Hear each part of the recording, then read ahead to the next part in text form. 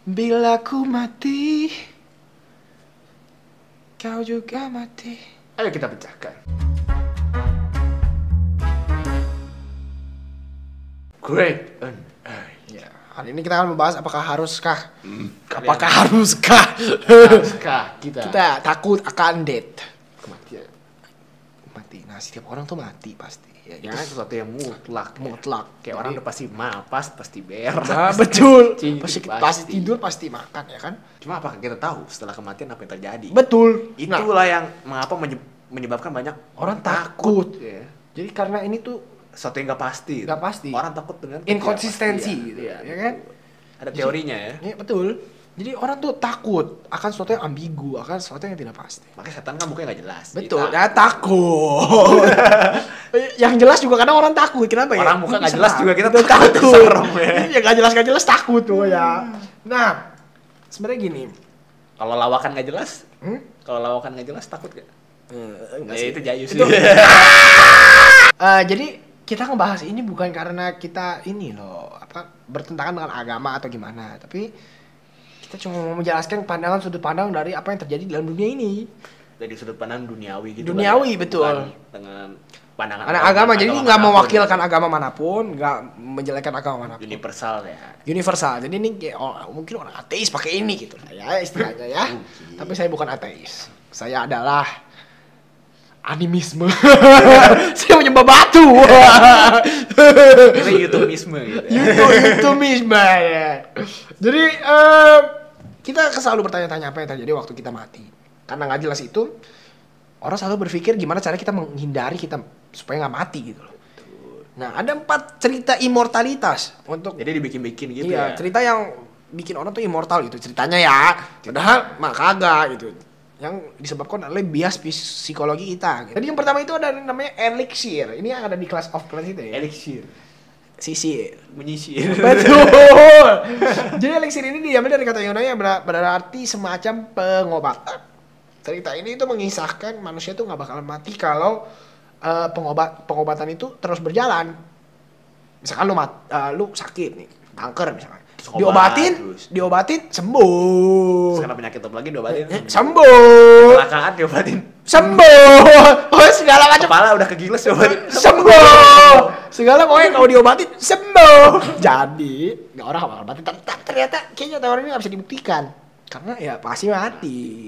Coba ditembak otaknya gitu atau copotin gitu titiknya mati. Itu sih copotin Nggak mati. Jantung ya. Mati langsung ya, nggak bisa dibuktikan. Sehingga meninggal lah teori yang ini. Yang kedua adalah resurrection. Waktu kita habis mati, itu ada yang namanya kebangkitan. Ini beda sama reinkarnasi ya sebenarnya. Bangkit dalam tubuh lagi. Dalam tubuh baru. Kalau ini dalam tubuh yang sama sih.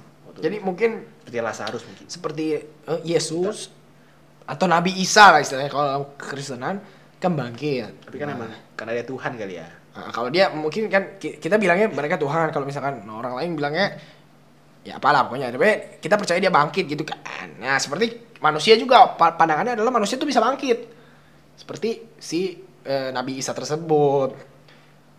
Tapi kenyataannya. Nah enggak gitu. Ada yang percaya juga manusia tuh dapat dibangkitkan dengan teknologi seperti Nabi Isa kan dengan sendirinya. Kalau ini dengan teknologi, jadi mungkin seperti film Cepi, tahu Cepi kan? Gue belum nonton. Coba nonton film Cepi. Gue taunya itu dia bisa dibangkitkan dengan teknologi, dipindahin ke robot orangnya. Nah itu mati, badan kita nggak busuk, jiwanya pakai teknologi. Ya jiwanya nggak busuk, nggak hilang, pakai teknologi. Nah tapi kayaknya itu belum terbukti ya. Mungkin kayak Transcendence. Atau Captain America. Bisa jadi. Itu dibukukan kan ya. Nah yang ketiga soul, bukan ini soul. Artinya tuh jiwa. Cerita ini mengisahkan gimana jiwa kita akan keluar dari badan kita, tapi kita tetap hidup. Ya sebagai setan gitu kali ya. Hidup sebagai jiwa. Mungkin. Sebagai jiwa, jadi bukan sebagai jasmani gitu, sebagai rohani doang.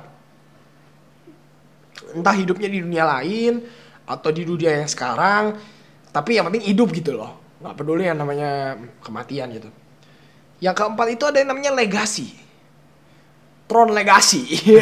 Sesuatu yang serahkan, ya dimandatkan gitu loh. Artinya tuh waktu kita mati kita akan meninggalkan karya kita. atau kita akan terus hidup dalam semangat bangsa-bangsa kita dan lain-lain, atau juga bisa punya keturunan. Jadi dalam kenangan tapi tetap hidup gitu loh. Walaupun cuma di otaknya Boim atau di otaknya kan itu dalam persepsi orang. Iya, tapi dia bilangnya ini tetap hidup. Nah, sebenarnya kita balik lagi ke pernyataan yang awal nih. Sebenarnya apakah kita harus banget nih takut akan mati? Harus gak sih kalau menurut lo? Kalau gua takut, tapi sebenarnya nggak harus takut. Iya, jawabannya adalah kita nggak perlu takut. Filsuf Yunani yang namanya Epicurus, nggak makan saya Epicurus. Ini ya gue tahu yang Epi itu yang mau kumis ya. Epikumis. Ya, jadi Epicurus ini mengatakan takut akan kematian itu natural, tapi kalau menghindari. Takut banget itu nggak rasional. Sampai nggak mau keluar rumah. Sampai takut mati. Misalkan bangun kerja. Nggak mau takut mati. Takut kerja sampai mati. Betul. Karena pada saat kita hidup kematian itu ya mati ini. Ya mati dah komputernya dah. Ya udah mati dah cara kita dah. Gimana ini? Karena pada dasarnya tuh kalau kata orang humanis waktu kita mati itu seperti sama kita sebelum lahir. Kosong, hitam, tidak bisa melihat apa-apa, tidak bisa merasakan apa-apa. Betul. Jadi seperti sebuah buku ya. Seperti sebuah buku, ada awal dan ada akhir. Jadi kita nggak usah fokus apa yang di luar buku, tapi apa yang dalam buku.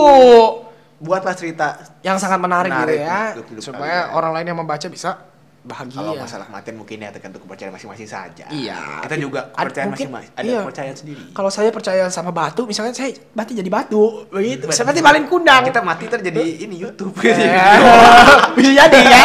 Bisa jadi. Jadi tergantung sama kepercayaan masing-masing. Jadi manfaatkanlah hidup kalian sebaik mungkin. Itu saja video kali ini, dan thank you buat kalian like, comment, dan subscribe. Dan add juga kita di official line account. Betul. Crack and Egg. Dan add-nya di sini pakai add ya. Add-nya tuh ditulis. Sekarang waktunya untuk Crack this egg. Ya, episode kemarin itu terjadi. Jawabannya ada paku. Yang nongol palanya itu badannya ada muka. Betul. Jadi pertanyaan yang kali ini, berbaris bukan tentara, meletus bukan balon. Apakah itu? Kalau kalian tahu jawabannya, tulis di bawah. Salam Cracker. Ting kumpul. Karena warnanya aja pink. Iya, tingkat pink. Jadi kalian pantas susu. jadi kalian pesan Fadil